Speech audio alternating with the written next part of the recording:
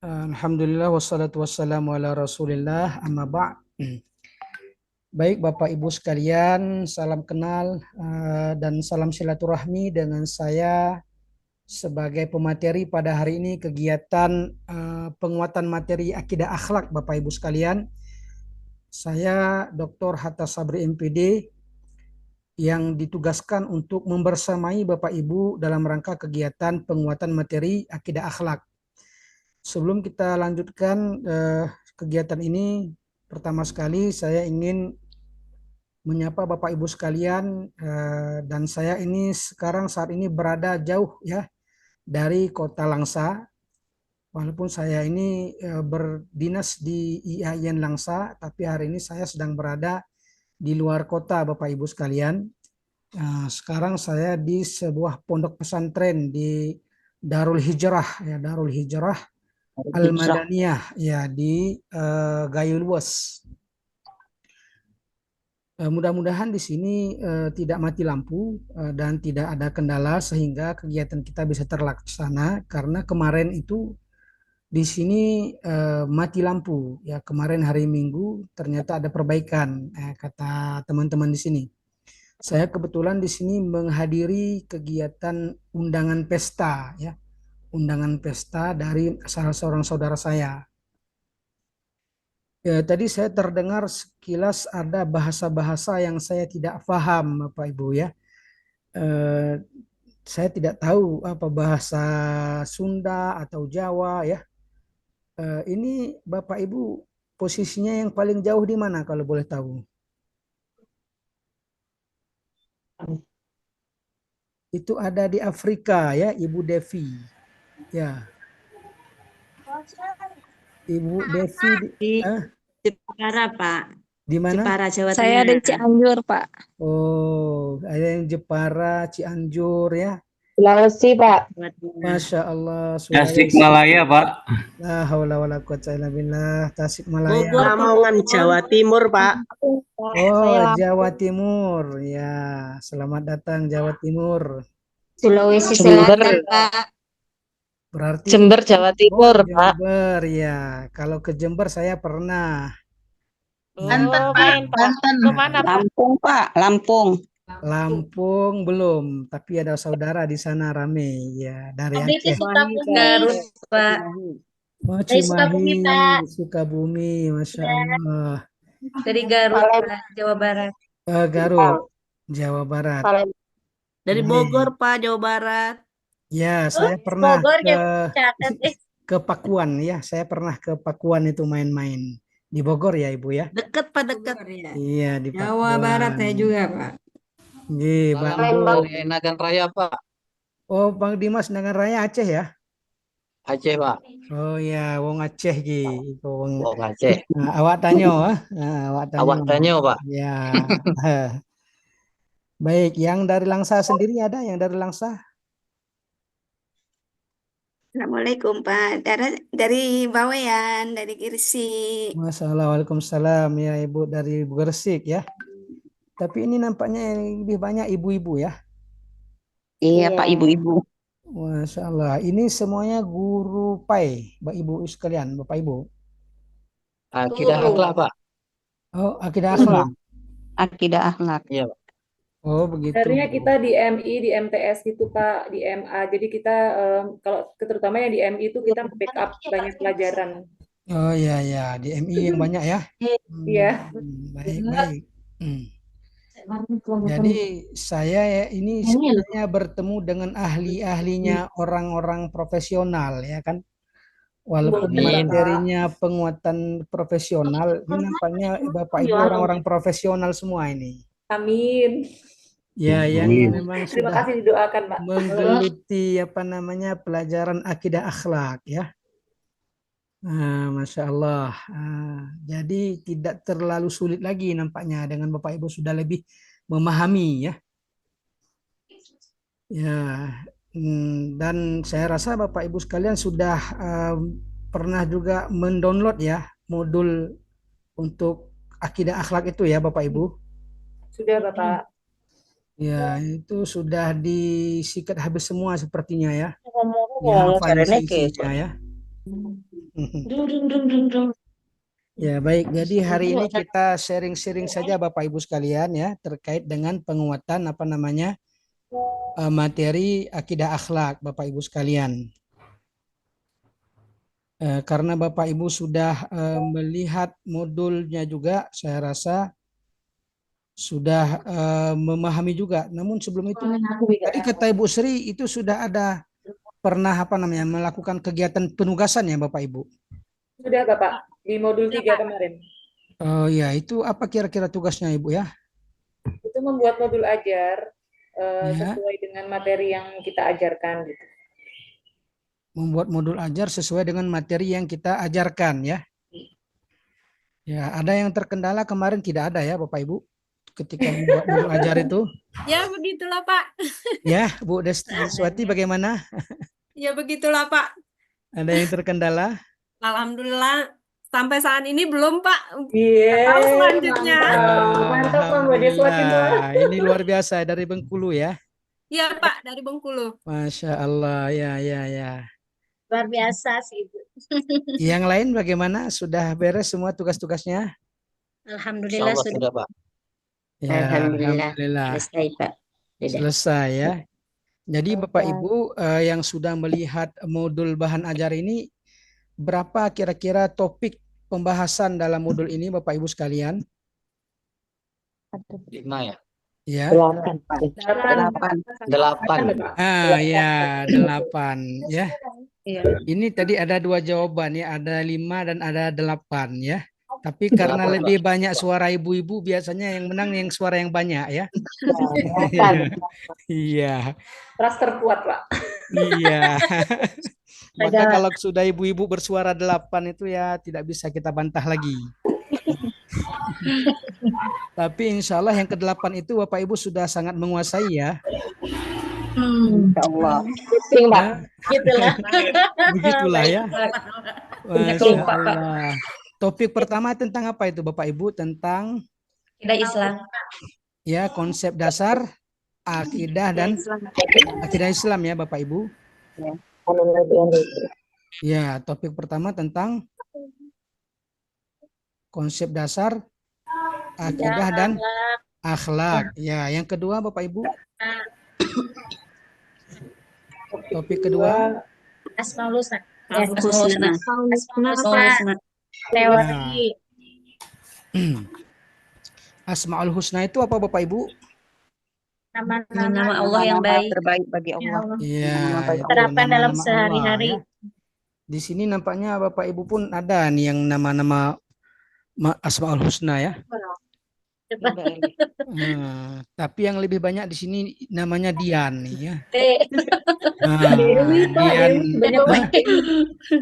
Iya, lebih banyak Dian. Saya baca Dewi, dan Pak. Dian. Oh, Lebih Dewi banyak ya. Dewi. Iya, Dian dan Dewi ya. Seluruh Indonesia Dewinya Seluruh tuh Indonesia. sini. Ya, baik. Jadi salam kenal Bapak Ibu sekalian dengan saya. Mbak Erli. Saya Dr. Hatta Sabri ya Bapak Ibu. Dr. Hatta Sabri yang akan mengajak Bapak Ibu sekalian berdiskusi tentang kegiatan kita pada hari ini. Ya, untuk kegiatan akidah akhlak ini itu tentang materi-materi yang sudah Bapak Ibu baca. Kira-kira apa hal yang akan didiskusikan ya. Kita sharing-sharing saja karena nanti ini kan untuk ujiannya nanti biasanya akan kita bahas pada pertemuan keberapa itu Bapak Ibu, ke-6 ya. Dengan saya itu ada pembahasan soal ya. Iya Pak. Di hari apa itu? Hari Rabu ya kalau tidak salah ya. Hari Rabu itu ada kita latihan dan pembahasan soal ya. Jadi kami akan mencoba membedah soal-soal, membahas soal-soal yang akan diujiankan. Diujiankan Bapak Ibu. Jadi untuk yang lebih fokusnya mungkin kita nanti di hari hari Rabu itu ya. Hari Rabu dan di hari Sabtu ya. Untuk lebih fokusnya. Mungkin untuk hari ini kita hanya sekedar pemanasan saja. Karena memang selama seminggu ini Bapak dan Ibu semuanya akan bersama-sama dengan para dosen, ya termasuk saya dan nanti ada beberapa dosen lainnya, sampai nanti terlaksananya ujian kinerja ini Bapak Ibu sekalian. Tapi insya Allah mudah-mudahan dengan arahan-arahan yang kita sama-sama nanti sampaikan, kami yakin dan percaya Bapak Ibu semuanya mudah-mudahan bisa sukses lulus semuanya. Amin. Asalkan Bapak Ibu jangan sakit ya Bapak Ibu ya. Jangan sakit. Nanti kalau sakit sehingga tidak bisa mengikuti kegiatan ini kan. Makanya jangan juga terlalu stres. Nanti kalau stres stroke pula. Ini naudzubillah ya. Jadi kita ya maksudnya makanya lebih baik kita santai-santai saja di awal-awal ini Bapak Ibu ya. Sehingga tidak ada yang ini gitu ya, tidak ada yang terlalu nanti bagaimana ya begitu ya. Ya Bapak Ibu sekalian. Baik, sama-sama mari kita diskusikan untuk modul kita yang akan kita bahas pada hari ini, yang Bapak Ibu semua sudah membacanya ya. Terkait tentang yang pertama adalah tentang akidah Islam Bapak Ibu sekalian ya. Saya akan mencoba men-share modul yang sudah Bapak Ibu semuanya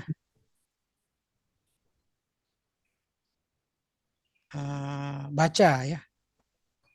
Ya.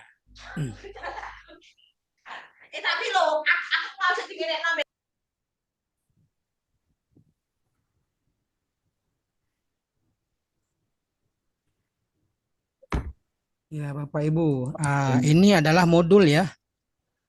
Modul yang Bapak Ibu mungkin sudah download dari internet atau dari LSM-nya masing-masing.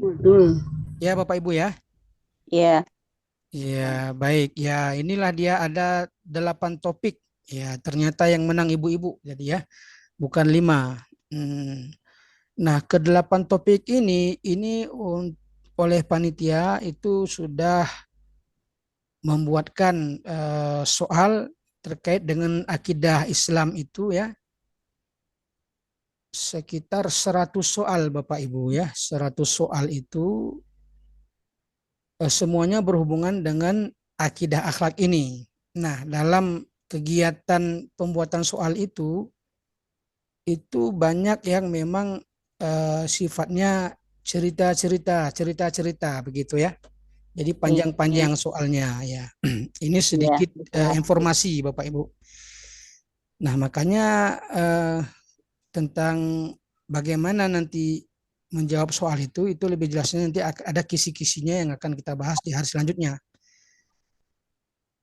Terkait tentang materi akidah Islam, ini saya dapat informasi bahwa ada beberapa guru yang mungkin kata Bu Sri tadi itu ada yang kurang mendalami tentang akidah akhlak begitu kan, sehingga diharapkan ada penguatan kembali ya. Saya rasa sebenarnya kalau kita melihat dari modul yang dibuatkan oleh kementerian ini, seperti misalnya konsep dan teori akidah Islam ya, urgensi dan manfaat akidah Islam, prosedur implementasi akidah Islam, ini semuanya yang berkaitan dengan akidah Islam adalah materi yang Bapak Ibu harus menguasai. Bagaimana sebenarnya seorang guru yang profesional itu mampu menanamkan, mengajarkan, menilai-nilai akidah Islam itu kepada para siswa Bapak Ibu sekalian ya. Pada para siswa, karena memang tujuan kita ini dalam materi penguatan profesional ini, dan saya lihat memang arahan dalam pembuatan soal itu pun itu selalu ada, setiap soal itu unsur-unsur pedagogi dan ada unsur-unsur profesionalnya. Nah, unsur-unsur profesional yang disampaikan di sana itu berkaitan dengan bagaimana kompetensi Bapak Ibu sekalian, transfer of knowledge-nya, ya, transfer of value-nya juga. Nah, transfer of value mentransfer nilai-nilai yang ada dalam materi sehingga nilai-nilai tersebut bukan hanya sekedar pengetahuan para siswa, tapi juga bersifat implementatif. Nah, sehingga dalam pembelajaran itu nanti ada beberapa soal tuh, misalnya bagaimana Ibu Bapak mendesain sehingga para siswa misalnya kan merancang sebuah pembelajaran sehingga para siswa tidak hanya memahami ya, tidak hanya kemampuan kognitifnya saja yang terwujud dalam materi misalnya akidah Islam, tetapi juga mereka bisa menunjukkan dan bahkan mengimplementasikan nilai-nilai akidah Islam tersebut. Gitu. Ini yang berkaitan dengan keprofesional kita itu akan teruji nanti ketika kita mampu mendesain sebuah strategi ataupun sebuah, mulai dari perencanaan, strateginya, sehingga evaluasinya itu juga akan mengarah ke sana. Bapak Ibu sekalian.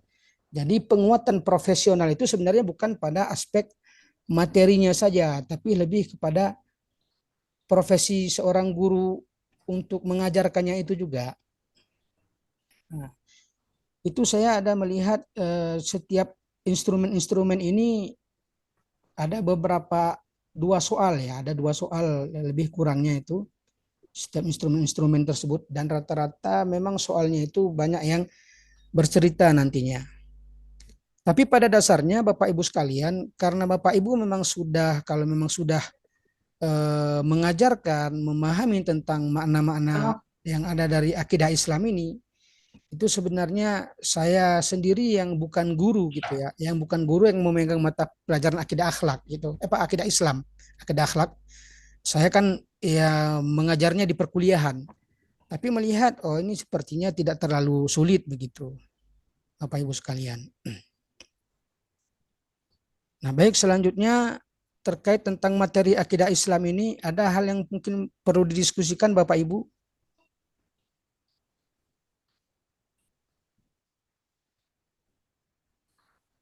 Boleh ya Bapak Ibu sekalian? Ada yang ditanyakan, mungkin berdiskusi.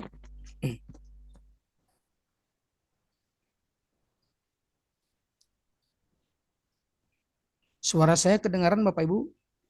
Kedengaran. Ya, kedengaran Pak. Bapak mohon maaf, mungkin izin bertanya nggih, saya Baik. Dian dari Yogyakarta. Iya. Untuk materi di modul 1 yang terkait dengan profesional kemarin setelah kita pahami dari modul 1 sampai dengan 8, mungkin dari saya sendiri itu masih perlu penguatan di materi tentang kalam dan tasawuf, Bapak. Karena Kalam dan memang tasawuf. aliran kalam, terutama aliran-aliran kalam dan tokoh tasawuf itu yang memang karena lumayan banyak materinya dan memerlukan pemahaman mendalam, sehingga hanya membaca sekilas ataupun memahami modul itu memang dan berkaitan dengan soal-soal pretest yang telah disajikan, serta soal di akhir modul itu lumayan terasa kesulitannya begitu Bapak. Ya, baik. Jadi ada dua aspek indikator tadi dari Ibu siapa namanya, Bu? Bu Dian. Bu Dian ya, tentang kalam dan tasawuf. Ya, baik. Ini bagus. Jadi ini menjadi catatan sehingga nanti saya akan melihat soal-soal yang berhubungan dengan kira-kira kalam dan tasawuf itu begitu ya. Sehingga di hari Rabu nanti fokus diskusi kita nanti seperti apa yang disampaikan oleh Ibu Dian tadi ya. Ibu Dian tadi. Jadi nanti tolong Ibu Dian soal ini ya, soal yang Ibu sudah sampaikan ini tadi, yang pertama ini kita akan diskusikan. Yang kedua, Ibu share lagi secara pribadi ke WA saya. Ya, Bapak Ibu juga boleh ya. Misalnya pendalaman yang di mana nanti. Sehingga apa? Sehingga nanti ketika saya akan membahas soal di hari Rabu yaitu itu saya sudah punya gambaran kira-kira soal-soal yang mana yang menurut Bapak Ibu agak kesulitan begitu. Nah, sehingga kita bisa membuatkan reinforcement atau penguatan-penguatan. Ya, memang terkait dengan kalam dan tasawuf ini kan pembahasan yang sebenarnya ini kalau di tingkat yang saya pahami di tingkat aliyah ya, lebih mendalamnya. Nah, di tingkat aliyah bagi guru-guru aliyah. Tapi saya tidak tahu apakah pelajaran apa tadi kalam dan tasawuf ini sudah ada diajarkan di tingkat ibtidaiyah, MI atau MTS gitu kan? Kayaknya nggak ada Ibu ya, ada nggak itu Bapak Ibu? Nggak ada, Pak. Tidak ada. Tidak Nggak ada ada. ya. Sementara Bapak Ibu sini ada guru-guru yang memang di tingkat MI ya, MTS ya. Betul, Iya, Pak. Iya. Ini jadi ini MI MI. dan Yes. MTS. Jadi ini kan kemudian menjadi apa namanya MTS. kesulitan tadi seperti apa yang disampaikan oleh Bu Dian tadi gitu kan? Iya. Mana tadi modulnya ya? Tunggu Pak saya di lihat mana, dulu. Pak? Ya. Ya, Di kebetulan mana, saya Pak? Di mana? mengajar di MA, Bapak. Saya pun mengajar di MA memang merasa walaupun memang Ya. keseharian karena kan untuk yang tahun ini memang mulai tahun kemarin Kumer itu kan sudah tidak ada apa namanya peminatan keagamaan nggih. Jadi kelas Ya. keagamaan itu sudah tidak ada sehingga Ya. materi aliran kalam dan tasawuf kan sudah tidak secara spesifik gitu disampaikan ke siswa. Ya, Nah, ya, kemudian ya. ini muncul kembali. Jadi mengingat-mengingat materi-materi yang dulu Iya, 2 tahun iya, yang iya. lalu itu merasa agak kesulitan kembali gitu. Ya, baik. Jadi memang terkait dengan ilmu kalam ini kan membahas tentang apa namanya ketuhanan ya ataupun akidah. Sementara tasawuf itu berhubungan dengan tarekat-tarekat biasanya Bapak Ibu sekalian ya kan? Iya. Tarekat-tarekat. Nanti di sana itu kan ada aspek-aspek di mana para siswa itu dikenalkan dengan kalau ilmu kalam itu aliran-aliran, misalnya ada aliran Mu'tazilah ya kan, ada aliran Murji'ah, ada aliran Sunni, ada aliran Naksabandi. Naksabandiyah. Itu yang berhubungan kalau yang berhubungan dengan Naksabandi itu di tasawufnya Bapak Ibu. Ini yang di kalamnya ya. Oh iya. Ya, aspek-aspek yang membahas tentang kalam itu kan itu berhubungan dengan bagaimana pandangan umat Islam tentang ayat-ayat yang mutasyabihat. Ayat-ayat mutasyabihat. Jadi lahirnya ilmu kalam itu, kalam ini kan kata-kata ya. Kalam ini kan apa namanya? Ungkapan, kalamun ya, berbicara. Ilmu kalam itu membahas tentang akidah umat muslim yang terkait dengan ayat-ayat yang mutasyabihat.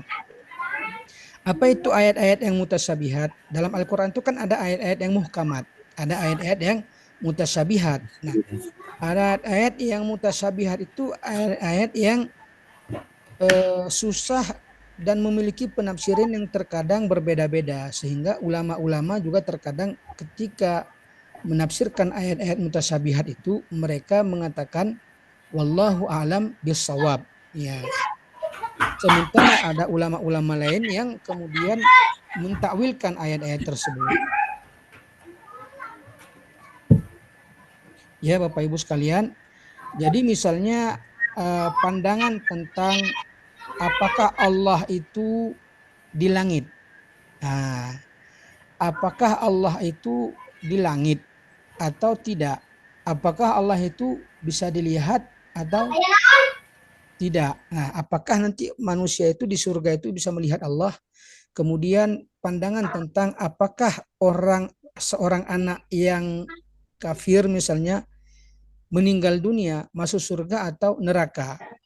Nah, kalau Mu'tazilah itu ada pandangan yang berhubungan tentang seorang anak seperti itu yang meninggal, mereka berada di manzilah baina manzilatain ya. Tidak di surga dan tidak juga di neraka.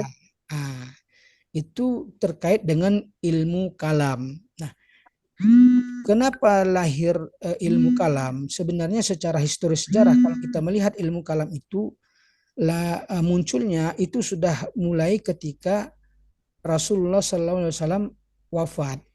Sehingga ketika ada permasalahan-permasalahan, para sahabat tidak ada lagi tempat untuk bertanya, mencari solusi. Siapa yang bisa memberikan jawaban dari pertanyaan-pertanyaan tersebut. Nah, sehingga ketika kita melihat terjadinya golongan Syiah, Mu'tazilah, itu kan lahir dari orang-orang Khawarij ya. Khawarij itu adalah para sahabat-sahabat yang ketika Ali bin Abi Thalib menjadi khalifah, mereka tidak menyetujui kekhalifahan Ali bin Abi Thalib. Nah, dan itu juga sudah mulai dari kapan? Sudah mulai dari awal pengangkatan Umar bin Khattab sendiri, ya Pak, Abu Bakar bin Siddiq sendiri. Nah, di situ sudah terjadi perpecahan siapa yang akan menggantikan Rasul sebagai pemimpin.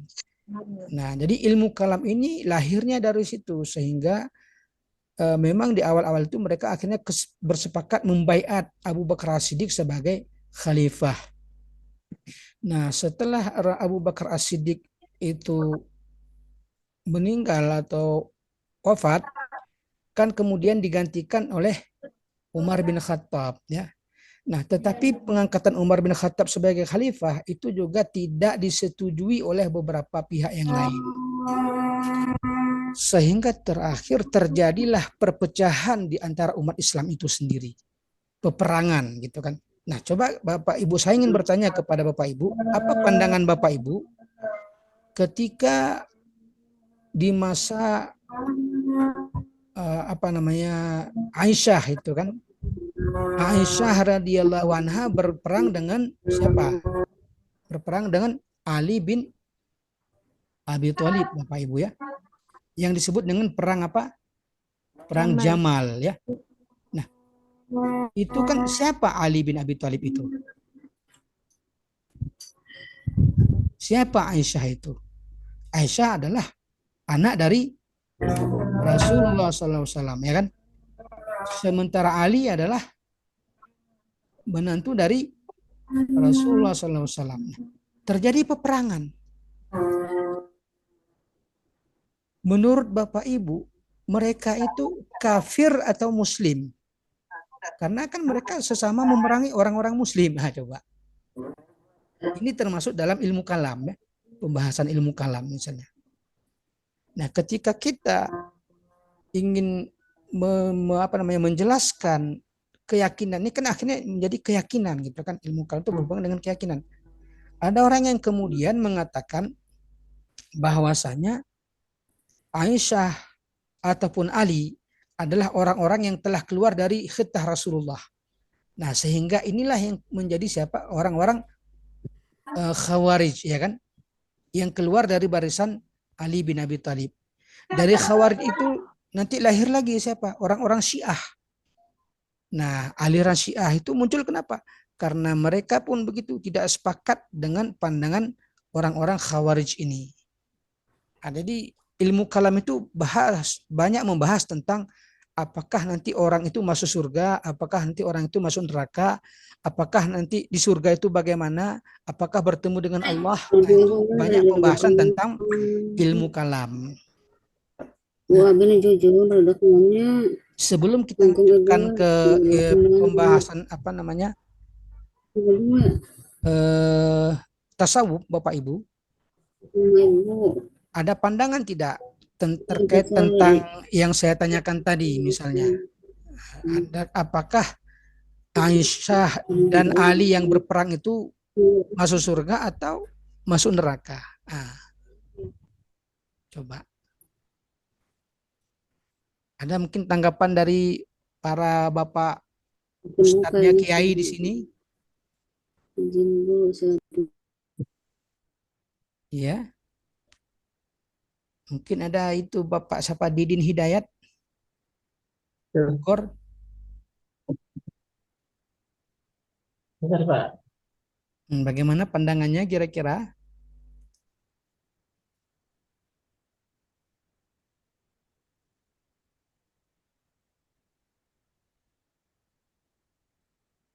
Atau Ibu Dian tadi, Ibu Dian Yuliawati.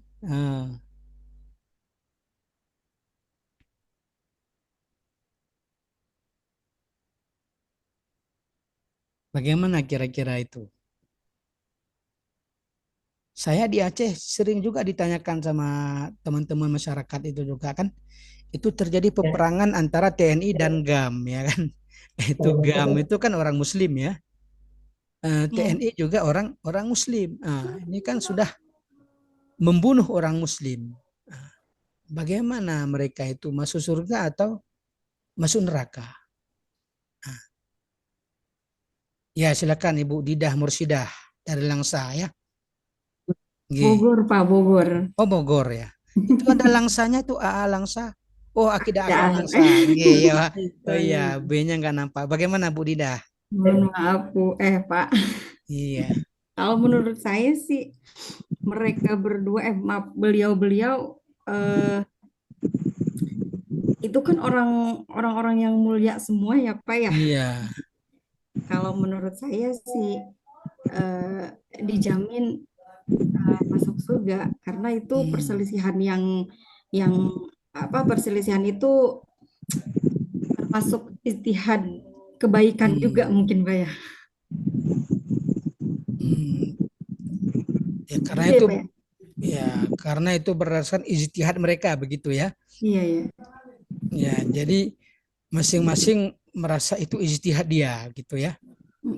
Ya, baik, bagus sekali Ibu Didah. Yang lain Bapak Ibu? Ada yang berbeda? Kalau ada yang berbeda silakan ditanggapi atau sama saja begitu kan? Sama Pak. Iya.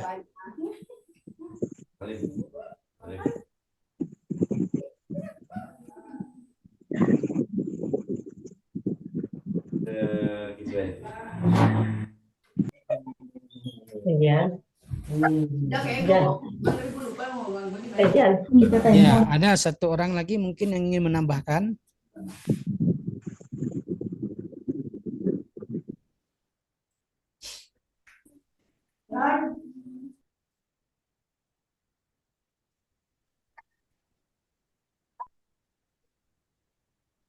Ya, itu adalah jawaban yang paling aman ya Ibu Dijah.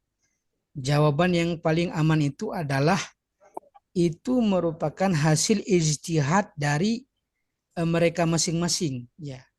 Aisyah memerangi Ali, Ali memerangi Aisyah itu berdasarkan ijtihad mereka karena mereka merasa peperangan itu layak untuk dilaksanakan ya. Boleh, memang kalau kita melihat asbab-asbab peperangan terjadi terkadang juga sebabnya adalah adanya faktor-faktor yang dari luar Bapak Ibu sekalian. Artinya pengadu domba ya. Artinya orang-orang yang mengadu domba yang membuat keributan-keributan di antara umat muslim. Nah, kalau kita telusuri lebih lanjut lagi, maka terjadinya peperangan, terjadinya pertengkaran bukan hanya di tingkat sahabat ya. Mungkin di tingkat kita selaku guru, murid-murid kita ya. Murid-murid kita juga kan begitu. Bullying, pertengkaran ya terjadi. Mungkin saat ini sering sekali tawuran ya antar siswa, antar sekolah ya. Itu juga kalau kita mengatakan mereka itu adalah hasil ijtihad mereka, hasil kesepakatan mereka, ya kan, hasil pandangan mereka. Nah, tetapi terjadinya mungkin perdebatan, tawuran, pertengkaran, selain memang hasil emosi mereka yang sudah meledak-ledak yang mereka tidak bisa atur, ada faktor lain, penyebab-penyebab lain yang mereka sebenarnya belum menyadari. Oh ternyata itu adalah aspek awal atau akar permasalahan sehingga terjadi pertengkaran itu. Ketika kita melihat misalnya antara Qabil dan Habil, ya pertengkaran mereka itu disebabkan karena memperebutkan siapa namanya anak yang cantik ya, siapa namanya itu Bapak Ibu? Juleha ya siapa? Saya lupa namanya. Jadi kan mereka tidak mau dijodohkan dengan yang lain ya, memperebutkan jodoh awalnya kan. Sehingga Allah memerintahkan Nabi Adam untuk mereka itu berkurban, ya kan? Siapa yang kurbannya diterima, maka pendapat dialah yang benar begitu. Nah, kalau kita melihat menelusuri, kalau saya tidak salah, itu si Qabil mengkorbankan apa? Buah-buahan, Ibu ya. Buah-buahan, sementara si Habil mengkorbankan apa? Domba ya, domba atau kibas. Yang kemudian di suatu hari nanti kibas yang dikorbankan si Habil itu adalah menjadi pengganti daripada Nabi Ismail alaihissalam. Nah, ketika mereka berkurban, ya, kenapa si Qabil itu mengkurbankan buah-buah yang busuk, sementara si Habil mampu mengkurbankan ternak yang terbaiknya, kibas atau domba yang terbaik. Nah, ternyata ketika dilihat dari faktor, dikaji dari aspek psikologi, Bapak Ibu sekalian, orang-orang yang bekerja di dunia peternakan dan orang-orang yang bekerja di dunia pertanian, pada dasarnya apapun yang kita kerjakan itu, baik bertani, baik berdagang, baik beternak, pekerjaan itu bisa berpengaruh terhadap cara pandang kita. Pekerjaan itu bisa berpengaruh terhadap pemikiran kita, terhadap jiwa kita, terhadap karakter kita akhirnya. Pemikiran kita, jiwa kita, sehingga terbentuk karakter begitu kan. Kenapa? Karena pekerjaan yang kita kerjakan sehari-hari. Nah, maka ada yang mengatakan kenapa para rasul itu semuanya beternak, ya kan? Pengembala rata-rata para rasul. Ternyata ahli psikologi melihat bahwa pengembala itu membuat cara pandang, hati dan juga perilaku seseorang terdampak terhadap hal-hal yang lebih positif. Nah, karena ada ilmu manajemen di sana, ada ilmu bagaimana dia mengelola di sana kan. Sementara pertanian itu banyak cerita-cerita yang mengatakan orang-orang yang bertani, ini maaf bukan artinya kita ingin menjelekkan pertanian Bapak Ibu ya, tapi banyak cerita-cerita para petani ini kan terkadang cenderung lebih melihat hasilnya daripada prosesnya. Nah, di awal-awal mereka sudah melihat hasil ya kan, oh nanti sekian penghasilan kita sekian, berbeda dengan orang-orang yang para peternak, karena mereka mereka akan melihat nanti resikonya terlebih dahulu. Ini beberapa kajian mengatakan seperti itu, sehingga terdampak. Mungkin inilah yang membuat si Qabil itu berpikir, ngapain saya kasih yang kurban yang bagus-bagus begitu. Ini juga terjadi dengan putranya si Nabi Nuh alaihissalam ya. Nabi Nuh alaihissalam itu Bapak Ibu adalah orang yang tidak tidak mau patuh kepada orang tuanya atau ayahnya Bapak Ibu ya. Padahal ayahnya adalah seorang nabi ya. Coba kita bayangkan Bapak Ibu, seorang nabi sendiri mendidik anaknya bisa tidak patuh, ya kan? Ya. Ya. Ini kita bukan nabi, ya kan? Ibu Dian, Ibu Dewi semuanya, Ibu Devi ya. Ibu Dian Ginanjar itu bukan nabi, bukan rasul ya kan? Tapi mendidik murid-murid kan, maka kenapa bisa berhasil, kenapa bisa gagal? Ternyata Bapak Ibu, kegagalan Nabi Nuh dalam mendidik anaknya itu karena faktor lingkungan ya, faktor lingkungan lebih dominan mempengaruhi anaknya daripada faktor keluarga. Ini yang pertama. Yang kedua, karena metode atau cara Nabi Nuh berdakwah kepada anaknya adalah dengan pendekatan teologis, bukan rasionalis. Arti teologis itu apa?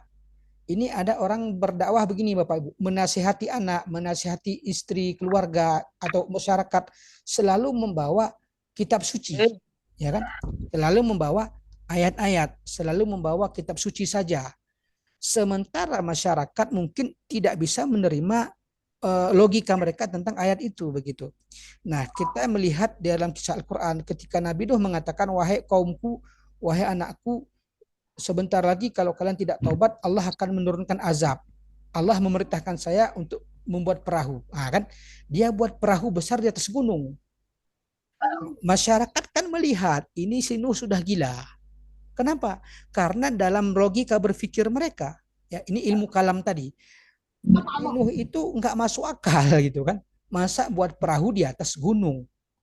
Nah, sehingga karena memang kehidupan masyarakat ketika itu mereka lebih mengutamakan rasionalitas daripada ayat-ayat Allah, daripada wahyu yang turun begitu. Nah, ini yang kemudian mempengaruhi anak Nabi Nuh. Sehingga apapun yang dikatakan oleh Nabi Nuh, anaknya tidak percaya. Kenapa? Karena faktor lingkungan. Nah, jadi aspek-aspek faktor lain tadi, faktor lingkungan, ini ternyata bisa berefek, berdampak terhadap pemikiran, cara pandang, suasana hati, bahkan karakter seseorang. Nah, begitu juga dengan pembahasan-pembahasan dalam ilmu kalam tadi. Sementara pembahasan tentang ilmu tasawuf, nah ilmu tasawuf ini kan ilmu menjadikan diri menjadi suci, safayasifu saufan, sehingga tasawuf itu ilmu bagaimana lebih dekat kepada Allah. Maka dalam ilmu tasawuf itu banyak sekali pelajaran-pelajaran yang berhubungan dengan tarekat-tarekat, amalan-amalan. Nah, ada misalnya tarekat Naksabandiyah, tarekat Qadiriyah, tarekat Tijaniyah, tarekat Khalwatiyah, tarekat Alawiyah. Banyak sekali tarekat-tarekat. Kalau mungkin dalam buku Akidah Akhlak itu yang terpopuler itu ada tertulis 12 tarekat yang masyhur, dan banyak sekali puluhan tarekat-tarekat yang lainnya. Yang belum ada tarekat Sabariyah Bapak Ibu ya. Nah, nanti kalau saya punya tarekat Hatta Sabri, namanya tarekat Sabariyah. Nanti tak minta Bapak Ibu sekalian jadi pengikutnya ya. Jadi Bapak Ibu, ini dia yang berhubungan dengan apa tadi, ilmu kalam dan tasawuf. Ilmu kalam itu membahas tentang dalil-dalil yang berhubungan tentang akhirat, yang berhubungan tentang surga dan neraka, ya, tentang Tuhan. Sementara tasawuf itu lebih kepada bagaimana orang bisa dekat dengan Tuhan, bagaimana orang bisa mendapatkan ridho Tuhan. Nah, ini bagus sekali pertanyaan dari Ibu Deni, siapa tadi Yan tadi ya. Nanti saya minta tolong pertanyaan seperti ini juga dituliskan ya, sehingga ketika saya nanti melihat ada tidak pertanyaan yang terkait dengan ini bisa kita bahas lebih dalam nanti di apa namanya itu pembahasan soal. Ya, yang lain Bapak Ibu ada yang ingin kita diskusikan terkait tentang materi akidah Islam ini?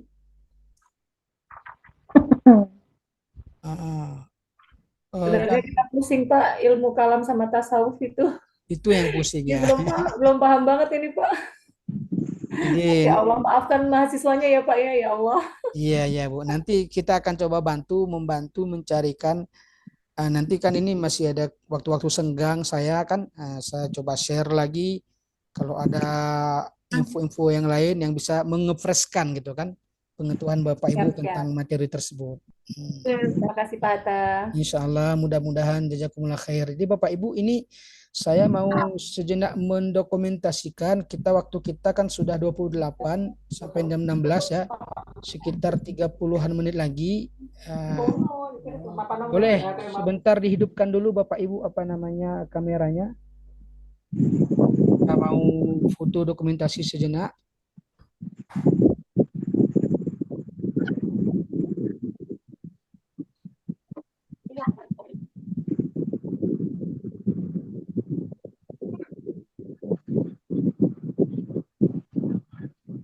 Ya, saya akan dokumentasikan 1, 2, 3. Oke, sebentar Bapak Ibu, saya save dulu.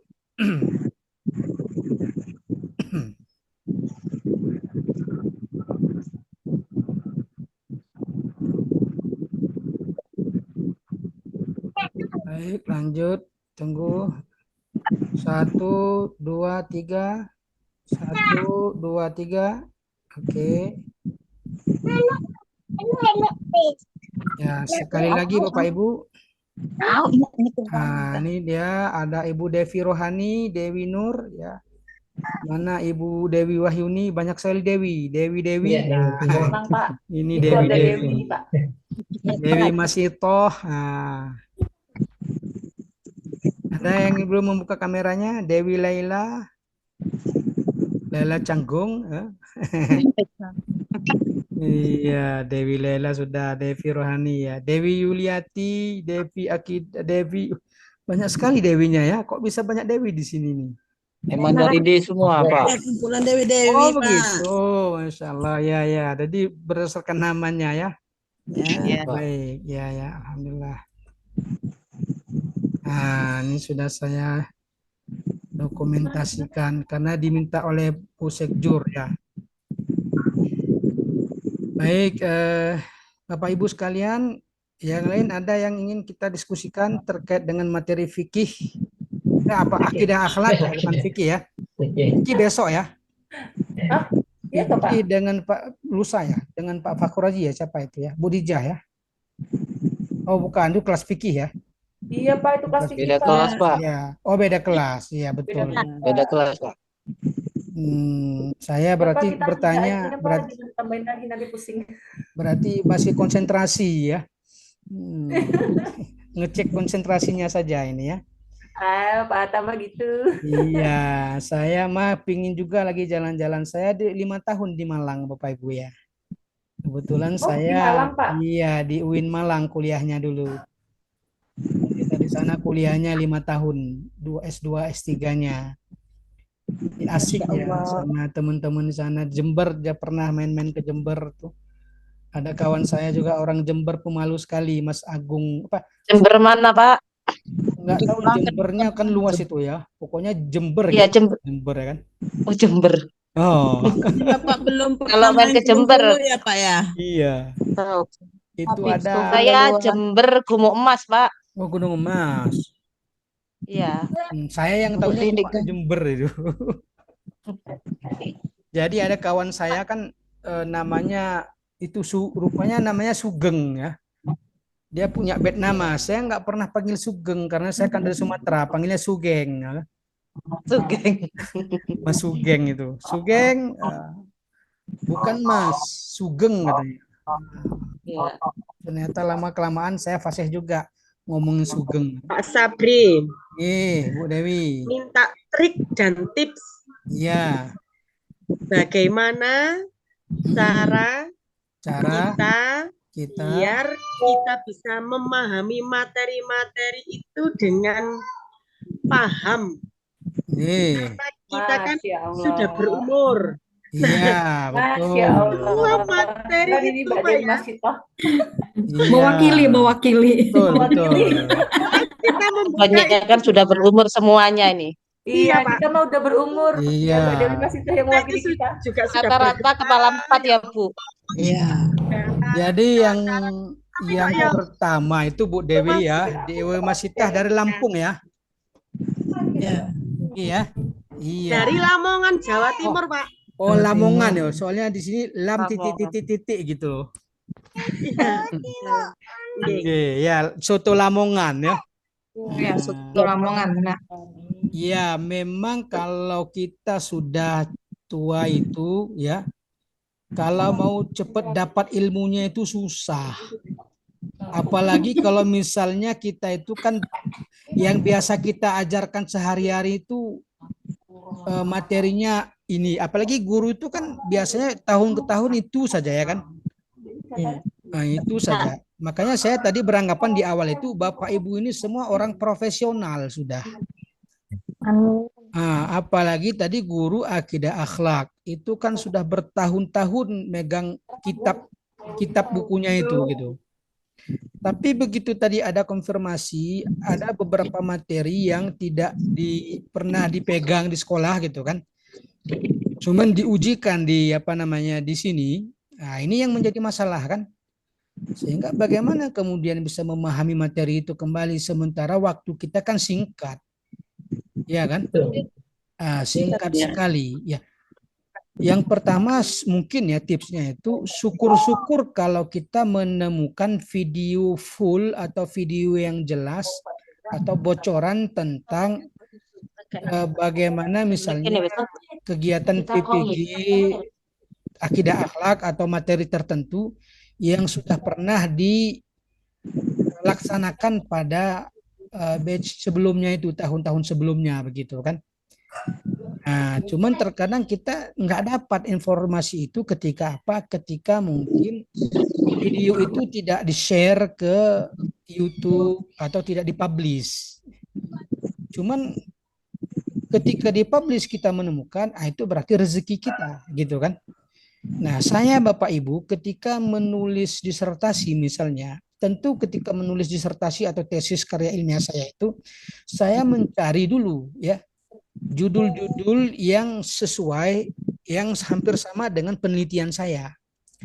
Nah, ketika saya menemukan, itu membuat saya mudah ya, membuat saya lebih mudah membuat disertasi saya atau penelitian saya. Kenapa? Karena sudah ada dibuatkan oleh orang lain yang memang tidak sama, tapi kita bisa belajar begitu kan.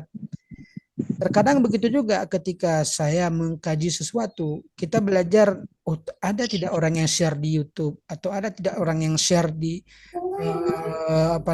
Google Scholar gitu kan. Ini salah satu tips ya. Tapi terkadang kita tidak bisa memastikan bahwa informasi itu kita dapat. Ini yang pertama. Syukur-syukur kalau memang kita mendapatkan itu ya, kita mendapatkan itu sehingga kita mempermudah. Nah, tips yang lainnya Bapak Ibu sekalian, bagaimana kita mudah memahami materi, kita langsung duduk dengan teman yang paham, ngobrol yang paham dan bisa memahamkan kita dengan mudah. Tips yang kedua. Nah, mungkin ada teman atau guru di lingkungan kita, itu bisa kita bertanya kepada mereka. Ini kan tujuan kita sebenarnya waktunya ini kan untuk ujian ini, kan untuk PPG ini ya. Tapi kalau misalnya bukan untuk ujian, itu tipsnya bisa seperti itu.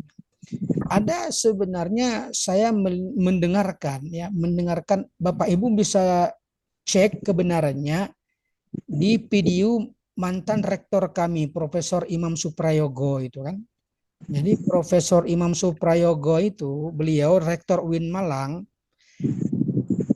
pernah menyampaikan video, kalau kita ketik di YouTube Imam Suprayogo di Unmer, di Unmer atau Uner gitu ya, Uner.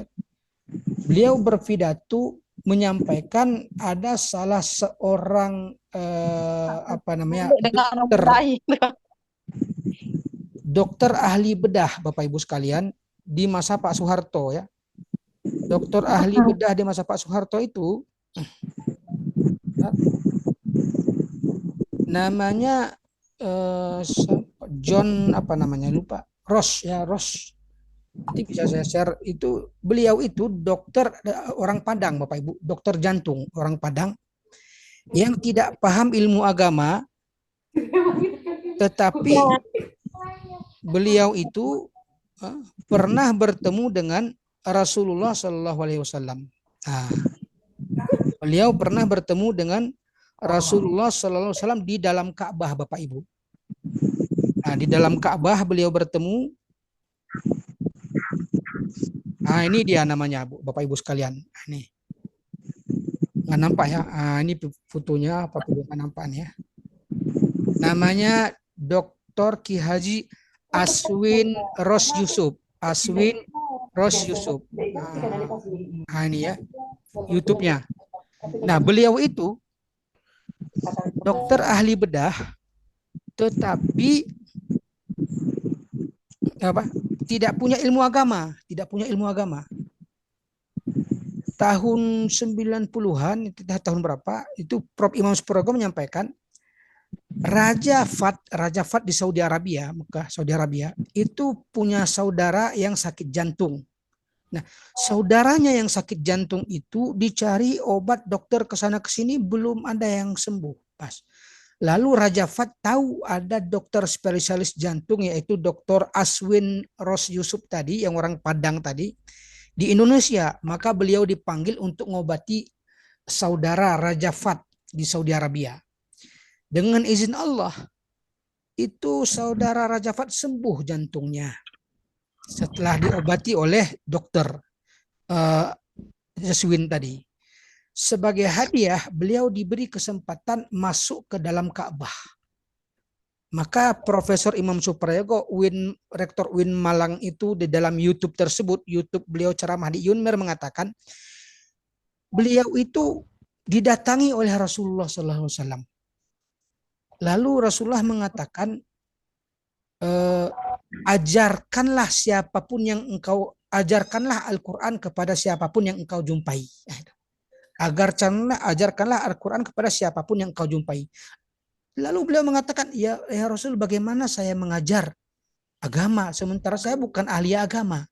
Nah, maka diceritakan oleh Prof. Imam Suprayogo, Rasul berdoa untuk beliau sehingga setelah keluar dari situ beliau begitu mudah memahami agama. Nah, apa yang beliau pelajari begitu mudah.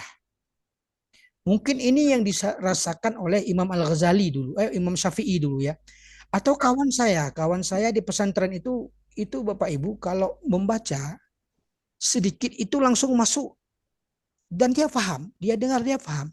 Mungkin IQ-nya sangat tinggi gitu kan, IQ-nya. Sementara ada orang yang IQ-nya rendah, memahami susah gitu kan. Tapi kita ingin cepat paham. Nah, salah tips yang pertamanya kan belajar.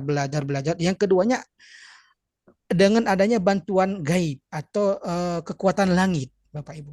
Nah, tapi ini kan orang-orang tertentu yang mendapatkannya. Nah, kalau yang dimaksud oleh ibu siapa tadi, Devi tadi ya, bagaimana supaya paham materi yang singkat sehingga lulus PPG ini pakai kekuatan langit, Bapak Ibu sekalian. Nah, kekuatan langitnya adalah doa. Ya. Kita usaha sudah ada, iya Bapak Ibu. Usaha sudah ada. Saya yakin kalau semua berdoa bukan hanya untuk diri sendiri, tapi untuk teman-teman yang lain gitu kan. Insya Allah mudah-mudahan itu diluluskan semua. Amin. Alhamdulillah semua begitu ya. Apalagi namanya hati itu Pak ya. Iya, Dewi masih Kita itu ya bersedih, deg-deg dan gundah gulana itu melanda kita semua. Iya. Maka mohonlah banyak ini usaha kita Bapak Ibu ya. Tapi ketika misalnya bukan misal sih,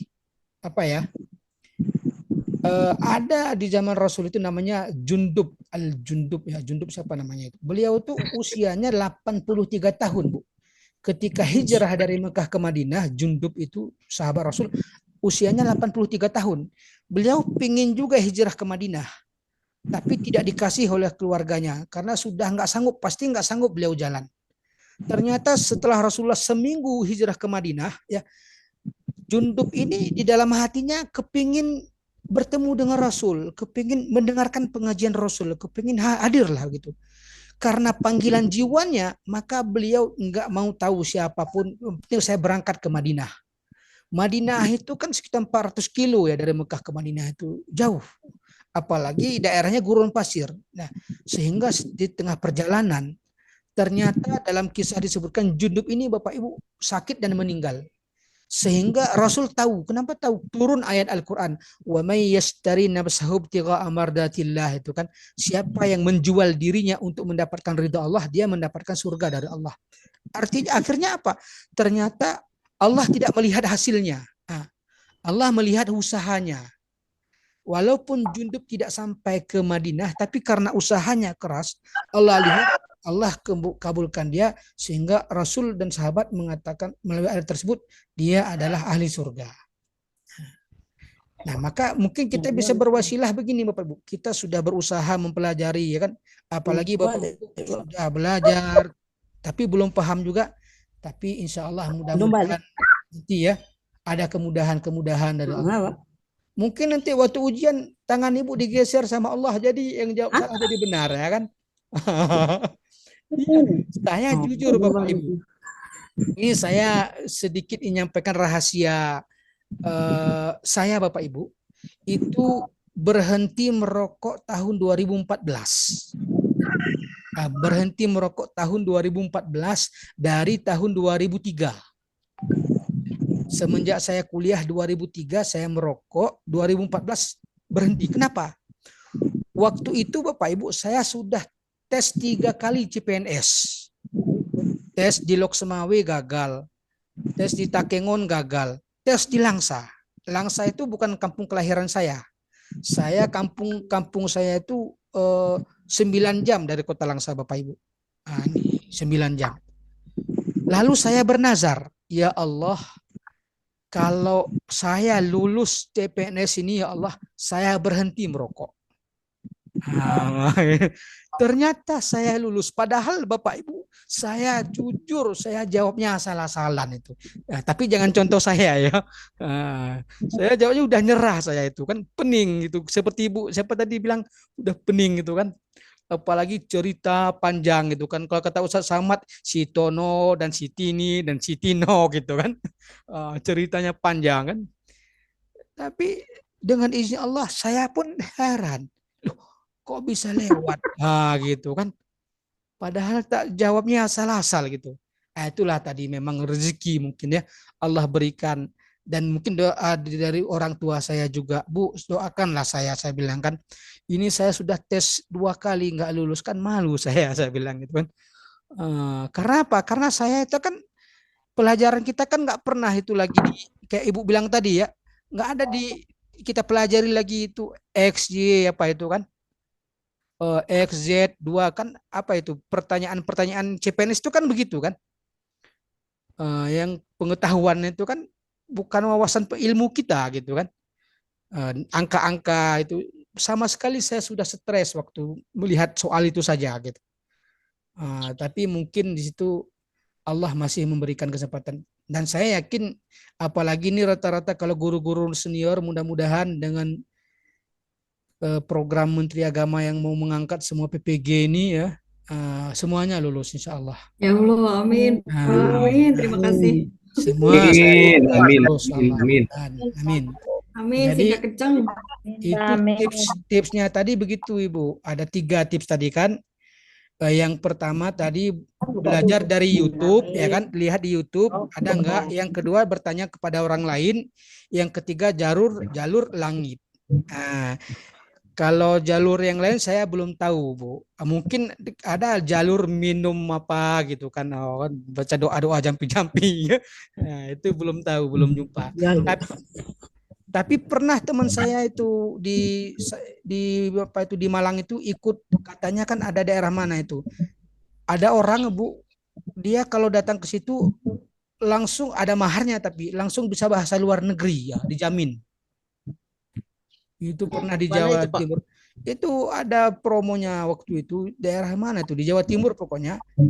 Jadi banyak orang TKI, TKW kan ke Cina gitu kan, ke Inggris, yang belum bisa bahasa asing datang ke kiai itu didoain tiba-tiba bisa katanya. Maksud bukan tiba-tiba bisa, nanti cepat bisa dia belajar bahasa.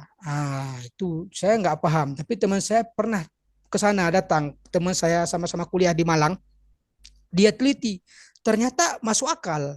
Kenapa masuk akal? Di dalam Al-Quran itu Allah mengatakan begini Bapak Ibu, wa'allama Adamal asma'a kullaha, ya kan?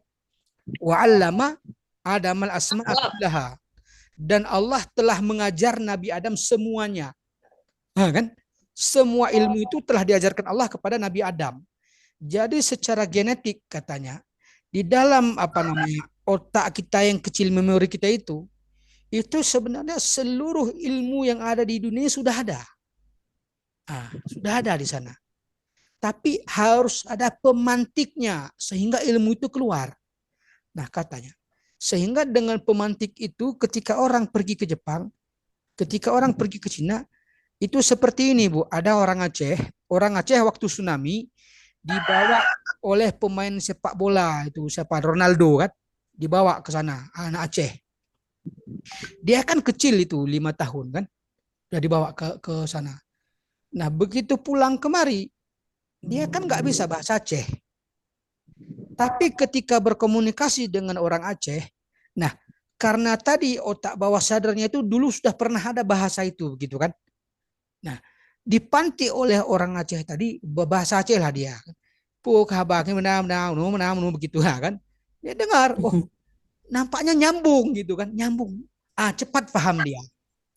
Gitu Bapak Ibu. Tapi saya nggak punya ilmu pemantiknya. Kalau saya ada kan saya langsung kasih gratis tuh sama Bapak Ibu ya kan. Ini Bu, rahasianya Bapak Ibu tenang aja lah. WCW sepaples angin ya gitu ya kan. Iya kan. Tapi ya saya ingin apresiasi, insya Allah saya doakan semuanya lulus. Ya. Yang penting Bapak Ibu, ini rahasia negara. Tidak bahasa Aceh saya bilang hanjut tikam daba ketika kamu nuas ujian kahe ya Orang ngerti Bapak, orang Bogor. Nggak ngerti Pak, kami dari Bengkulu nggak ngerti. Paham, Pak. Saya terjemahkan ya. Yang ngerti nanti share di grup artinya. I'mal al-imtihanat allati sawfa tajri 'alaiha antum kullukum ajma'in. Nyanggakeun. Anal imtihan labudda an tuaddi al-imtihan bisidqi wal amanah. Hakadha. Fanjah insyaallah. Atakid fanjah di kolom jemain. Baca translate artinya. Itu Artinya kayak kita mau diajak Pak Hadi jalan-jalan. kayak saya dengar Ibu yang ngomong apa itu tadi di awal-awal kan saya nggak paham itu kan. Itu ngomongin apa itu Ibu tuh? Apa ngomongin saya ini terlalu ganteng gitu kan? Betul Pak, betul Pak. Iya. Atau ngomongin apa gitu kan? Mirip King Jong Un gitu kan? Terus lalapareun Bapak, parantos lapareun Bang itu. Iya. Ngerti Bapak eta ngomongna naon. Itu saya pernah itu di Latos di Matos itu, Matos. Waktu saya Nggak bulan ngerti Pak, kami dari Bengkulu nggak ngerti bahasa itu Nggak Pak. ngerti di Pak. Matos, Malang Town Square di Malang ada Matos. Malang Town Square. Itu Bang. Apa itu ngerti Pak? Waktu itu saya Aku nggak lebih ngerti, Pak. lebih gendut kan, masih gendut ya. Tahunya nggak ngerti. Tos Sulawesi. Jadi saya putih Bu, di Malang itu saya putih karena dingin ya kan, dingin. Jadi saya masuk Matos itu yang jualan-jualan itu minta selfie. Dia bilang apa? Yang nyanyi online itu siapa itu? Online. Oh iya Oh, maaf. ya itu, iya itu. Saya mirip waktu itu Bu, waktu saya gendut itu mirip kali kan. Saya Koji, Pak. Saya Koji, iya betul ya, saya Koji ya. Yang ada kalungnya Pak ya. Iya. Oh iya mirip Pak. Kalung yang besar Pak. Sekoji datang katanya kan. Saya bilang, maaf Mbak, saya bukan Sekoji. Mirip emang kok mirip. Ya ini Mirip, Pak, mirip. biar nggak stres Bapak Ibu ya. Iya. Siap.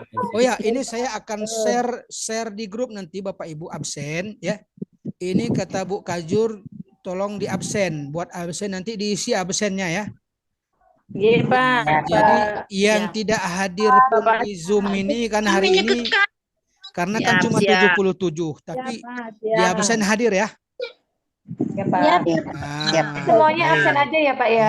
Ya nanti ya absen semua terus. Siap. Ya. Nanti saya kirim linknya ke grup WA. Ya Pak. Kondisi. Iya Pak. Ya baik Bapak Ibu, di sini sudah azan asar dan sebentar lagi kita jam 16 selesai ya. Dan ini sudah 15.53, 3 menit lagi. Jadi saya mohon maaf, ini mungkin tadi ada ibu yang saya mungkin bahasanya kurang sopan ya kan, bercanda gitu kan. Mohon maaf. Pak. Iya. Itulah itu Karena Pak, biar nggak ngantuk Pak. kalau menyakiti hati guru-guru itu dosa besar gitu kan. Guru-guru besar semua ini, guru-guru yang Allah muliakan semua insyaallah. Amin. Ini happy semua kok Pak. Semua kok Pak. Ya, baik. Jadi demikian saja, insyaallah kita bertemu lagi hari Rabu Bapak Ibu ya. Insyaallah Pak. Nanti kalau ada yang belum nanti bisa misalnya pertanyaan terkait apa bisa di WA ke saya ya, biar saya pelajari ketika kita kaji soal-soal nanti. Kalau ada yang berhubungan akan saya tampilkan begitu ya. Jadi kita lebih fokus soal mana yang fokusnya nanti begitu. Siap Pak. Ya, Baik, alhamdulillah. Jadi karena waktu kita sudah selesai ya, kita tutup dengan doa tasbih kafarah subhanakallahumma wa bihamdika asyhadu an la ilaha illa anta astaghfiruka wa atubu ilaik. Ya, kami tutup ya, mewakili ketua kelas saya tutup dengan salam Bapak Ibu ya. Assalamualaikum warahmatullahi wabarakatuh. Waalaikumsalam warahmatullahi wabarakatuh. Terima kasih, Pak.